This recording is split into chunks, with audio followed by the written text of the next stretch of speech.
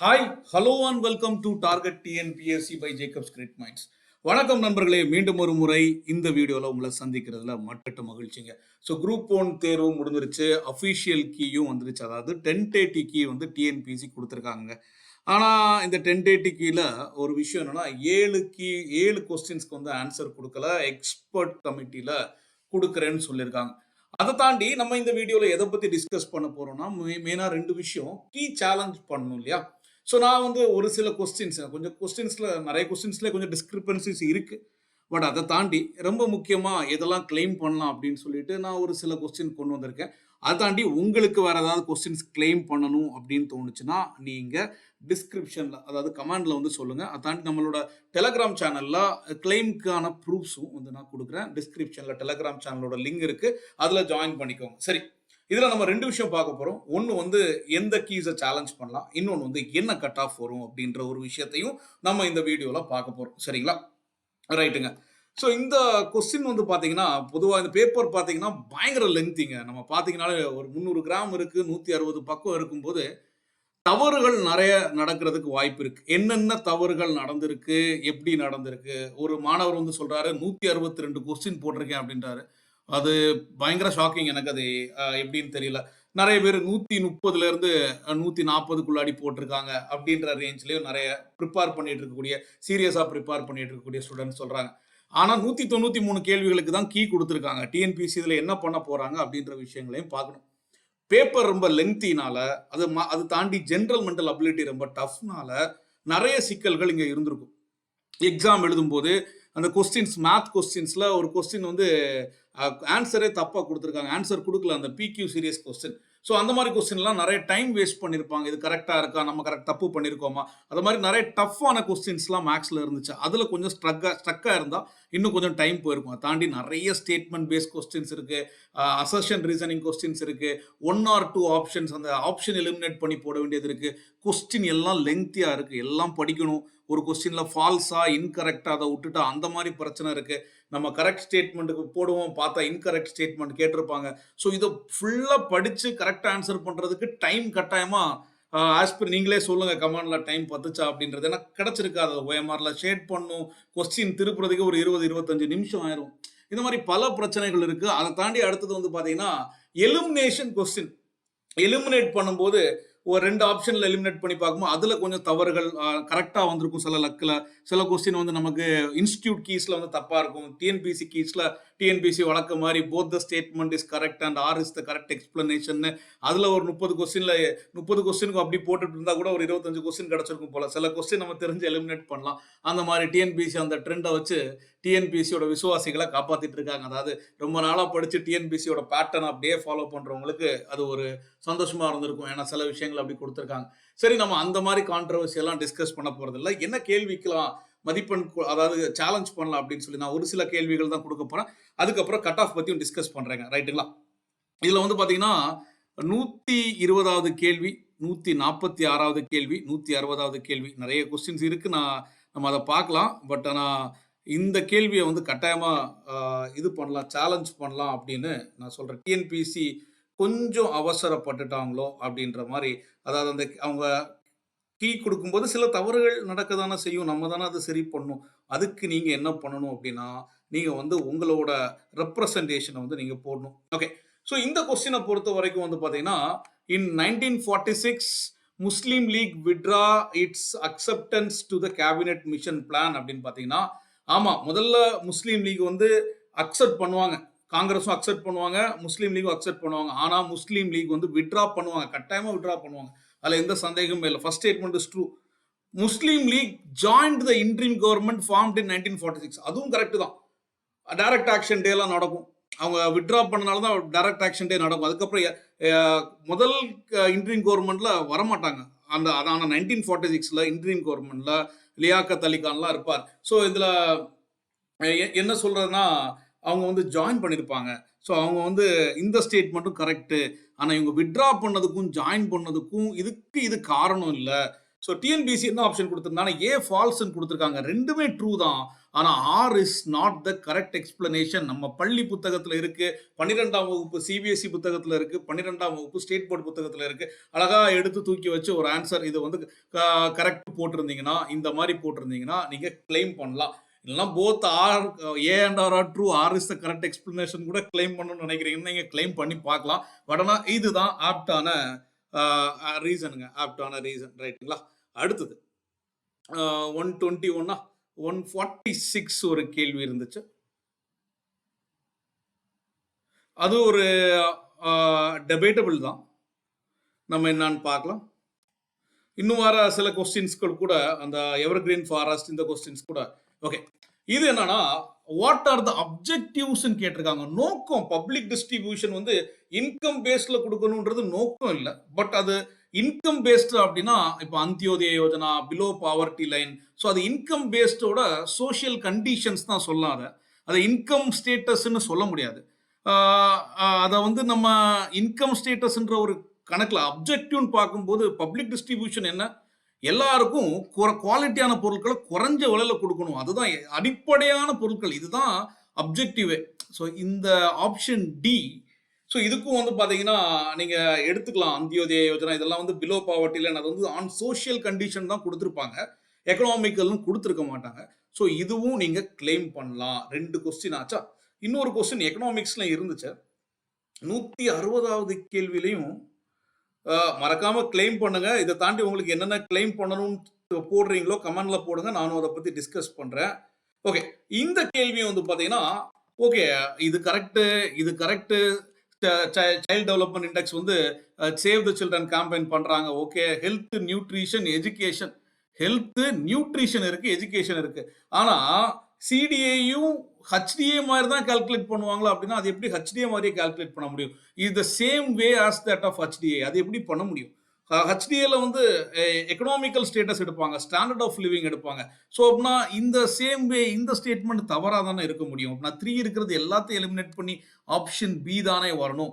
இதுதான் கரெக்டான ஸ்டேட்மெண்ட்டாக இருக்கிறதுக்கு வாய்ப்பு இருக்குது. இதுதான் கரெக்டான ஸ்டேட்மெண்ட். ஸோ அதனால நீங்கள் இதை கொஞ்சம் ஃபாலோ பண்ணுங்க. ஸோ இதை வந்து நீங்கள் கிளைம் பண்ணுங்கன்னு நான் சொல்கிறேன். இது உங்களுக்கு கரெக்டாக இருக்குதுன்னா நீங்கள் கிளைம் பண்ணுங்க.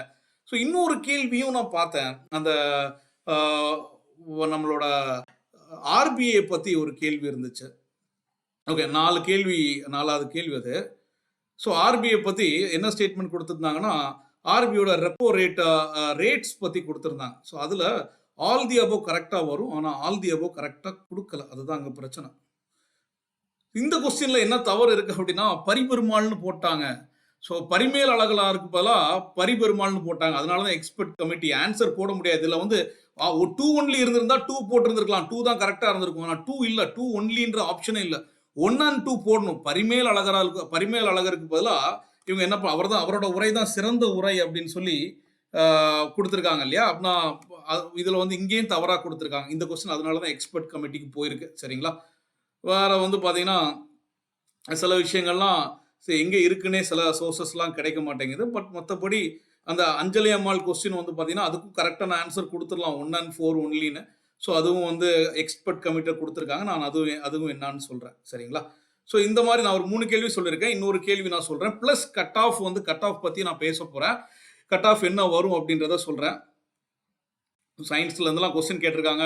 பேட்டர்ன் சொன்ன மாதிரி எல்லா இடத்துலையும் அந்த கொஸ்டின் இவ்வளோ தான் சொல்லியிருந்தாங்க. இதில் 40, இதில் 50 அந்த மாதிரிலாம் கேட்கல. கொஞ்சம் பழைய சிலபஸ் தான், சிலபஸ் சேஞ்ச் பண்ணான்லாம் சொல்லவே முடியாது அந்த மாதிரி. ஸோ இந்த கொஸ்டின் வந்து பார்த்தீங்கன்னா பாலிஃப்ளூரோ அல்கைல் சப்ஸ்டன்ஸும் எக்ஸ்பர்ட் கமிட்டிட்ட வச்சுருக்காங்க. ஸோ அது ஒரு கொஸ்டின். ஸோ மீதி பார்த்தீங்கன்னா நிறைய A and R is true அப்படின்னு சொல்லியிருந்தாங்க. இந்த கொஸ்டின் வந்து பார்த்தீங்கன்னா இது கிருஷ்ணா, சஹயாத்ரி இப்படி போட்டிங்கன்னா இதுதான் ஆப்ஷன். பட் இதுவும் எக்ஸ்பர்ட் கமிட்டியில் வச்சுருக்காங்க. அலக் நந்தா அதெல்லாம் கொஞ்சம் கஷ்டப்படுத்துறேன்னு சொல்லி ரொம்ப ஆன்சரை கொஞ்சம் டஃப் பண்ணுறேன்னு சொல்லிட்டு ரொம்ப கஷ்டப்படுத்திட்டாங்க. ஸோ வர ஹிஸ்ட்ரியிலலாம் ரொம்ப ஈஸியாக கேட்டிருந்தாங்க. இந்த கொஸ்டின் மேபி இவரோட அலாவுதீன் கில்ஜியோட தான். ஸோ அவரோட படையெடுப்புகள் வரிசையாக கேட்டது கொஞ்சம் லைட்டாக டஃப்பாக இருக்கும். மற்றபடி மீதி எல்லாமே கொஞ்சம் ஈஸியாக தான் இருந்துச்சு ஹிஸ்ட்ரியை பொறுத்த வரைக்கும். கேள்விகள் பாருங்கள், பேஷ்வா இதெல்லாம் வந்து ஈஸியாக இருந்தது. ரைகார்டில் அரியணைக்கு ஏறினது. ஸோ ஸோ இதெல்லாம் கொஞ்சம் அவுட் ஆஃப் த பாக்ஸில் உள்ள கொஸ்டின் தான். ஃப்ளூக்கில் கரெக்டானது தான் கரெக்டாக இருக்கும். ஸோ இந்த கொஸ்டின் கூட ஒரு cinema was popular in 1940s. Anna could achieve is ideal through cinema artist. Anna வந்து அதை வந்து both A and R true R is the correct explanation of A அப்படின்றது இதுவும் ஒரு டவுட் இருக்குது. இதையும் கிளைம் பண்ணால் கிளைம் பண்ணுங்க. உங்களுக்கு கிளியர் பண்ணணும் அப்படின்னா நீங்கள் தான் கிளைம் பண்ணணும். இன்னொருத்தவங்க போய் கிளைம் பண்ண மாட்டாங்க. நான் அதனால தான் சொல்கிறேன். ரைட்டுங்களா? ஏன் நான் ஒவ்வொரு கொஸ்டினாக போகிறேன்னா ஏதாவது ஒன்று வாய்ப்பு இருக்கா அப்படின்றத திரும்பவும் ஒரு வாட்டி பார்த்துடலாம் அப்படின்னு தான் சொல்கிறேன். உங்களுக்கு கிளைம் பண்ணணும் அப்படின்னா நீங்கள் கிளைம் பண்ணிடுங்க. ரக்ஷாஷி தங்கடியெல்லாம் நான் வந்து படிச்சு சொல்லியிருக்கேன் கிளாஸ் நடத்தும்போது. பேட்டில் ஆஃப் தலைக்கோட்டா வந்து பன்னி ஹாட்டின்னு சொல்லுவாங்க, ரக்ஷாஷி தங்கடின்னு சொல்லுவாங்க அப்படின்னு சொல்லி நிறைய வாட்டி சொல்லியிருக்கேன். ரைகார்ட்லாம் ரொம்ப ஈஸியான கேள்வி. இதுவும் ரொம்ப ஈஸியான கேள்வி. இதுவும் ஈஸியான கேள்வி தான் ஹிஸ்ட்ரியில் வந்ததுலாம். ஸோ இதெல்லாம் கொஞ்சம் அழகான கேள்வி. அந்த கொஸ்டினை படிக்கிறதுக்கு டைம் இருந்திருக்கணும். நிறைய பேர்லாம் இதில் வந்து தப்பு போட்டிருப்பாங்க அப்படின்னா கடைசியில் இந்த கொஸ்டின்ஸை அட்டன் பண்ணியிருந்தா தப்பு போட வாய்ப்பு இருக்குது. ஏன்னா டைம் இருந்திருக்காது. அந்த மாதிரி லாஸ்ட்லேருந்து வந்திருந்தீங்கன்னா ஸோ அந்த மாதிரி பிரச்சனை இருந்திருக்கும். மற்றபடி அந்த கொஸ்டின் வந்து கிளாரிட்டியாக இருந்தீங்கன்னா ஈஸியாக போட்டுடலாம். இதுவும் நல்ல ஒரு கொஸ்டின். ஏகே கோபாலன் கேஸ் தான் ஃபர்ஸ்ட்டுன்னு தெரிஞ்சிச்சுன்னா போட்டிருந்துருக்கலாம். இது எல்லாமே ஓரளவுக்கு உங்களுக்கு போடவும் வந்துடும், ஈஸியாக வந்துடும். இதுவும் ஈஸியான கொஸ்டின். 1-2 மேட்ச் பண்ணால் போதும்.